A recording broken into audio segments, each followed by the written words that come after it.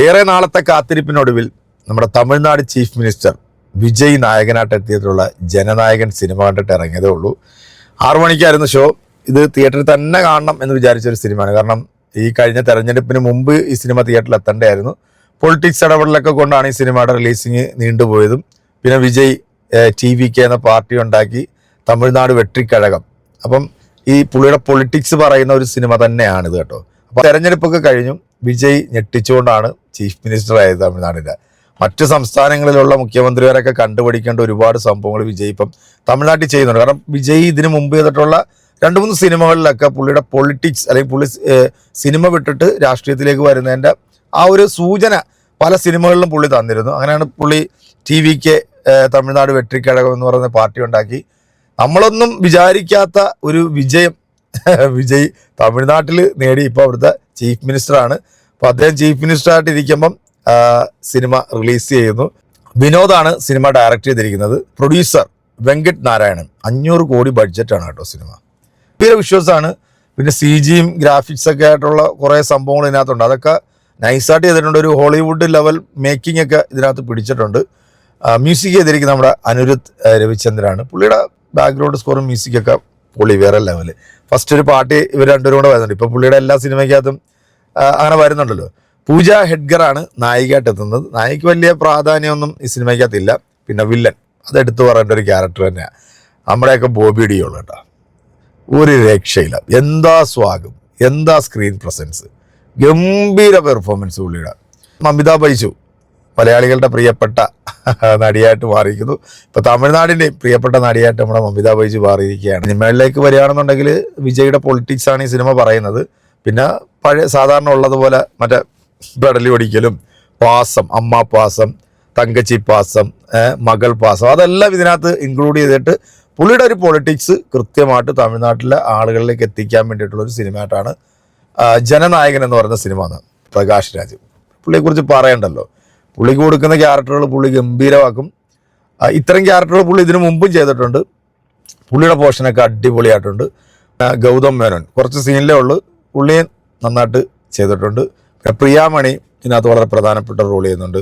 നാസർ, അങ്ങനെ കുറേ വലിയ ആർട്ടിസ്റ്റുകളൊക്കെ ഉള്ള ഒരു സിനിമയാണ്. പക്ഷേ സിനിമയിലേക്ക് വരികയാണെന്നുണ്ടെങ്കിൽ എനിക്ക് ഒരു ആവറേജ് ഫീലാണ് കേട്ടോ. ഈ വലിയ വാഫാറ്റ് സംഭവങ്ങളൊന്നും ഇല്ലെങ്കിലും ചില സീനിലൊക്കെ നമ്മുടെ വിജയുടെ ആ ഒരു ആക്ഷനൊക്കെ കാണുമ്പോഴത്തേക്ക് ഈ രീതിയിലൊക്കെ ഒരു രോമാഞ്ചമൊക്കെ ഉണ്ടാകുന്നു. പറഞ്ഞാൽ പുള്ളിയുടെ ഫൈറ്റ് ആണെങ്കിലും പുള്ളിയുടെ ഡാൻസ് അതൊക്കെ ഗംഭീരമായിട്ട് അതെല്ലാം പുള്ളി ചെയ്തു വെച്ചിട്ടുണ്ട്. പക്ഷെ സിനിമ നമ്മൾ കാണുമ്പോഴത്തേക്ക് ഒരു പ്രേക്ഷകൻ എന്ന നിലയിൽ നമുക്കൊരു പൂർണ്ണ തൃപ്തി തരാത്ത രീതിയിലുള്ള ഒരു സ്ക്രിപ്റ്റാണ് ഈ സിനിമ.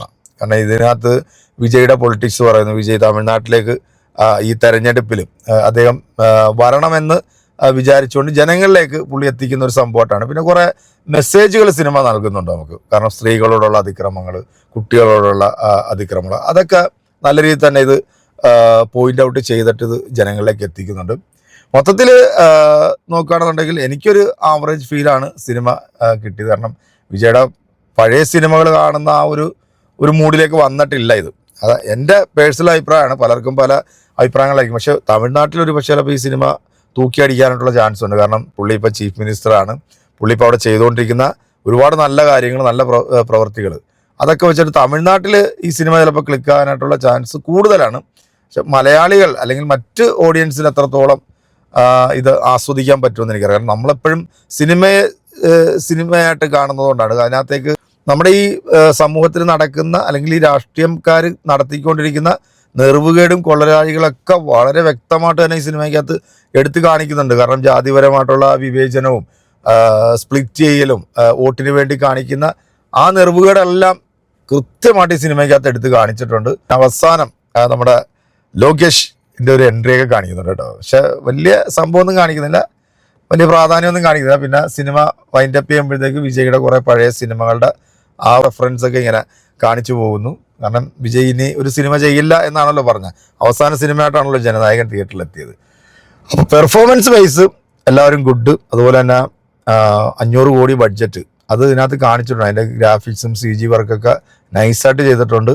അവസാനത്തെ ഫൈറ്റൊക്കെ നമ്മൾ ഈ ഹോളിവുഡ് സിനിമ കാണുന്നില്ല. പക്ഷേ അത് എത്രത്തോളം നമുക്കത് അക്സെപ്റ്റ് ചെയ്യാൻ പറ്റുമെന്നുള്ളത് സിനിമ കണ്ടവരായിട്ടുള്ള നിങ്ങൾ തന്നെ നിങ്ങളുടെ അഭിപ്രായം പറയുക. അപ്പം ഇതാണ് എൻ്റെ ഒരു അഭിപ്രായം, എൻ്റെ പേഴ്സണൽ ഒപ്പീനിയനാണ്. എനിക്കൊരു ആവറേജ് ഫീലാണ് സിനിമ. പക്ഷെ പെർഫോമൻസ് വൈസ് എല്ലാവരും കൊള്ളാം. മമിത നന്നായിട്ട് ചെയ്തിട്ടുണ്ട്. നിങ്ങളുടെ അഭിപ്രായം പറയാം. ഓക്കെ.